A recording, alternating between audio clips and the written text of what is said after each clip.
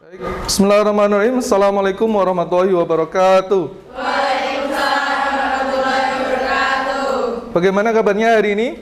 Alhamdulillah, luar biasa, tetap semangat, dahsyat, Allahu Akbar. Oke, luar biasa ya. Terima kasih ya. Sudah siap untuk mengikuti pembelajaran hari ini? Baik, bisa disiapkan alat tulisnya ya, buku paketnya, kemudian tabnya. Jika berdoa, tundukkan kepala, berdoa yang khusyuk. A'udzubillahiminasyaitonirrajim. Bismillahirrahmanirrahim.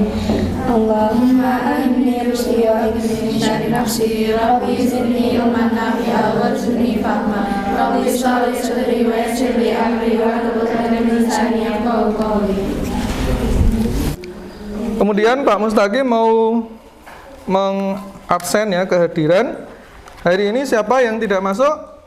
Tidak ada ya, hadir semua ya. Ini ya, jadi Pak Mustaqim sebelumnya akan menayangkan sebuah video ya tentang ekonomi kreatif ya.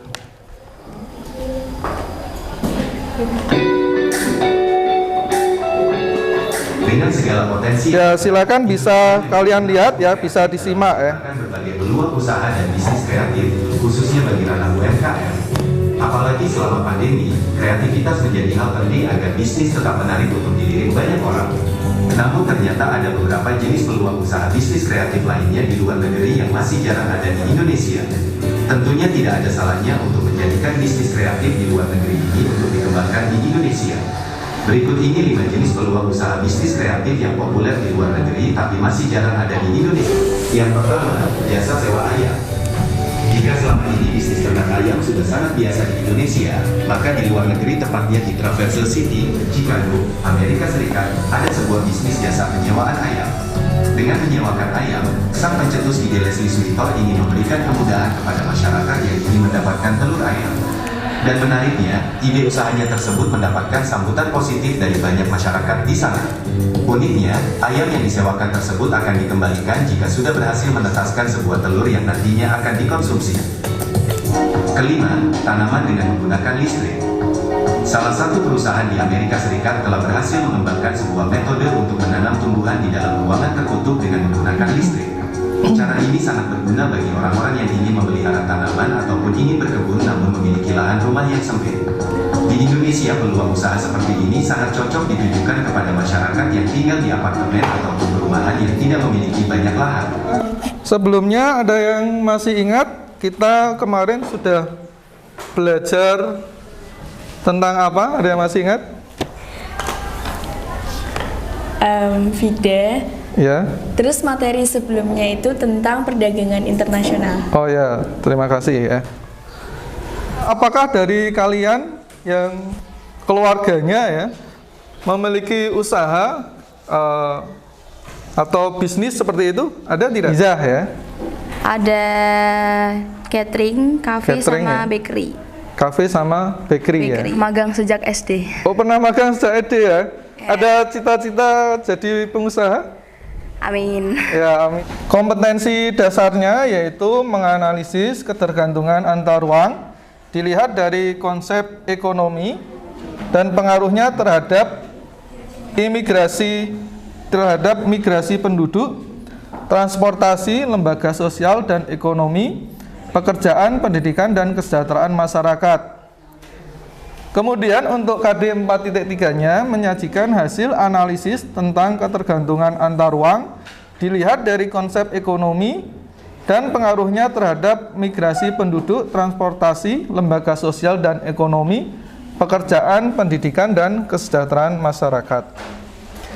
Kemudian dalam pembelajaran hari ini, kalian diharapkan dapat menjelaskan konsep ekonomi kreatif ya, menganalisis berbagai upaya untuk meningkatkan dan mengembangkan ekonomi kreatif, merancang ide bisnis kreatif berdasarkan 14 subsektor industri, menyajikan hasil karya atau produk ide bisnis ekonomi kreatif. Kemudian untuk tujuan pembelajaran, yang pertama setelah mengamati video pembelajaran materi konsep ekonomi kreatif, kalian dapat menjelaskan konsep ekonomi kreatif dengan benar. Kemudian setelah menyimak video, kalian dapat menganalisis berbagai upaya untuk meningkatkan dan mengembangkan ekonomi kreatif dengan menjawab soal pada lembar penilaian.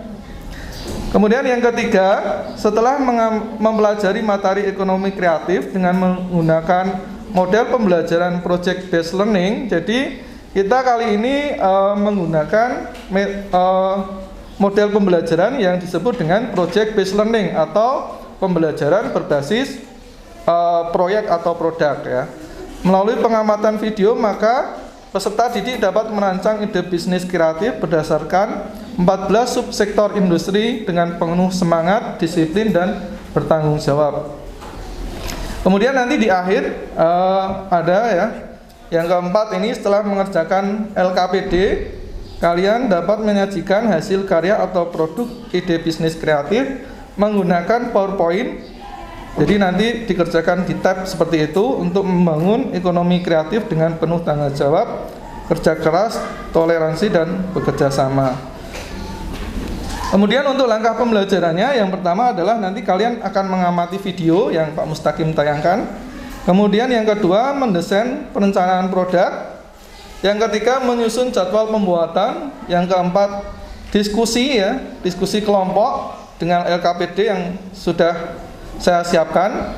Yang kelima, nanti ada monitoring ya, keaktifan dan perkembangan proyek ya, yang kalian buat. Yang keenam, menguji hasil. Yang ketujuh, presentasi. Dan yang kedelapan, evaluasi ya.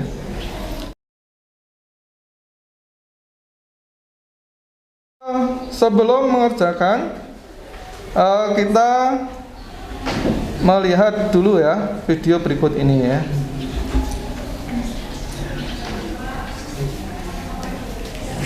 Assalamualaikum warahmatullahi wabarakatuh.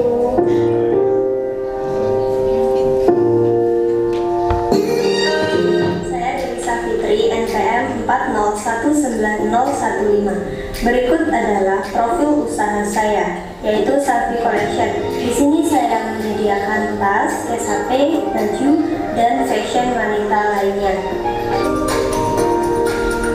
Berikut ini adalah tampilan dari produk yang saya tawarkan. Terima kasih, mungkin hanya itu yang dapat saya sampaikan. Saya akhiri, wassalamualaikum warahmatullahi wabarakatuh. Baik, tadi kalian sudah melihat ya video tadi. Kira-kira setelah menyimak video tadi, ada yang berani menyampaikan dari video tadi, kira-kira kalau buat bisnis itu langkah-langkahnya itu seperti apa? Nama saya Anet. Kalau membuat bisnis itu kita pertama buat nama perusahaannya dulu. Habis itu kita itu membuat produk dari subsektor mana itu juga ditentukan dulu, sama kita itu mau ngehasilin produk atau jasa apa gitu. Terus? Ada lagi ya? Sudah itu aja. Setidaknya di LKPD itu kita juga nanti akan membuat ide bisnis sederhana ya. Ya, seperti ini ya. Setidaknya nanti yang akan kita buat dalam ide bisnis itu di dalamnya memuat nama perusahaan, kemudian subsektornya itu masuk subsektor apa, produk jasa yang dihasilkan itu apa, tempat usaha di mana, kemudian konsepnya seperti apa, upaya pengembangannya seperti apa ya. Sudah paham ya? Ada yang ditanyakan? Kalau tidak ada, kita langsung kerja kelompok ya. Kemudian kalian bisa mulai mengerjakan dari sekarang dengan PowerPoint ya, langsung di PowerPoint. Ini jam 10.52, 40 menit. 40 menit berarti nanti sampai jam berapa? Sampai jam 11.30.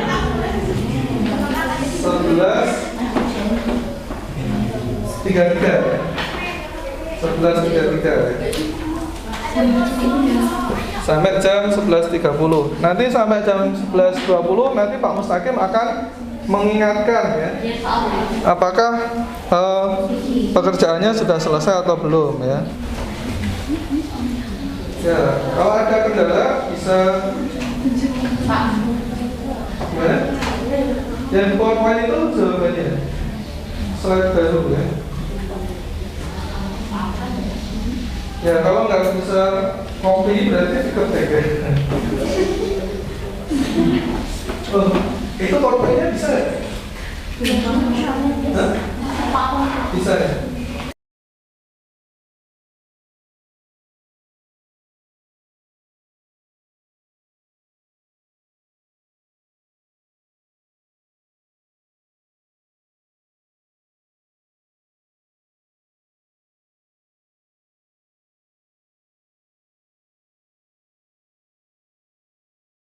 Pak Mustaqim akan mengecek ya dari masing-masing kelompok.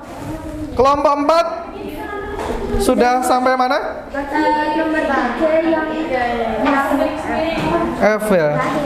Ya. Tinggal terakhir ya. Ya. Jangan lupa nanti ditambahkan di satu slide lagi untuk nama kelompok ya. Nama kelompoknya terserah gitu. Kelompok 4 ya. Bisa presentasi ya. Waalaikumsalam warahmatullahi wabarakatuh. Yang lain bisa memperhatikan ya. Nanti bisa memberi pertanyaan ya. Ekonomi kreatif adalah sebuah konsep pada era ekonomi baru yang mengintensifkan informasi dan kreativitas dan mengandalkan ide dan pengetahuan. Udah? Untuk nomor 2. Ya, silakan. Upaya meningkatkan pengembangan ekonomi kreatif. Yang pertama, bisa memberikan intensif pada pelaku usaha. Yang kedua, membuat roadmap ekonomi kreatif. Yang ketiga, mengadakan pelatihan ekonomi kreatif. Yang keempat, memberikan perlindungan hukum untuk produk ekonomi kreatif. Yang kelima, menyiapkan investor untuk pengembangan.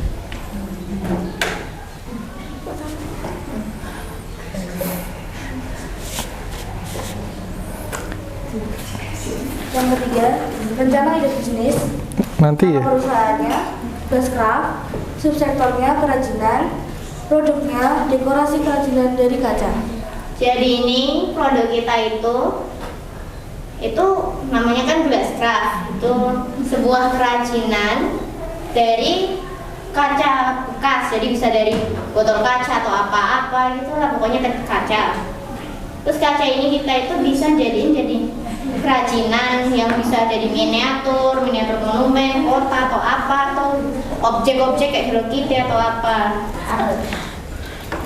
Itu bisa custom wajah gitu? Custom wajah? Bisa custom wajah. Oh ya, jadi ini kan untuk dekorasi yang tujuannya biar indah dan biar pemandangannya enak dilihat gitu ya. Ya, jadi kami bikin nama perusahaan yaitu KJS, kacamata jangan salah. Jadi bukan sembarangan kacamata. Terus ini subsektornya ada riset dan pengembangan. Ya. Dan produk atau jasanya yang dihasilkan kacamata.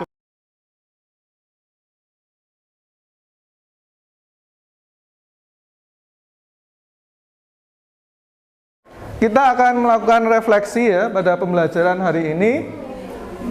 Yang pertama, kira-kira ada nggak yang kalian sukai ya dari pembelajaran hari ini ya? Silakan bisa angkat tangan ya. Saya yang saya sukai dari pembelajaran kali ini itu kita bisa dapat suatu tantangan dalam membuat suatu ide dalam bisnis. Oh ya, tantangan dalam membuat ide bisnis ya. Yang kedua, kira-kira dari materi tadi itu yang paling sulit yang mana ya? Ada yang berani menyampaikan? Ya. Menurut saya yang paling sulit itu upaya-upaya meningkatkan ekonomi kita sendiri. Soalnya belum terlalu punya pengalaman ya untuk kita sendiri. Oh. Selanjutnya, kira-kira kita dari awal sampai akhir ini itu sudah belajar apa saja? Yang pertama ada konsep ekonomi kreatif, upaya-upaya untuk mengembangkan, sama ide bisnisnya apa aja. Untuk materi selanjutnya di pertemuan berikutnya kita akan belajar tentang memanfaatkan persaingan sebagai peluang untuk meraih keunggulan ekonomi bangsa. Sekarang bukan kepala berdoa yang khusyuk. Bismillahirrahmanirrahim. Subhanallahumma bihamdika asyhadu an la ilaha illa anta astaghfiruka wa atubu ilaik. Dari Pak Mustaqim kurang lebihnya mohon maaf. Terima kasih. Wassalamualaikum warahmatullahi wabarakatuh.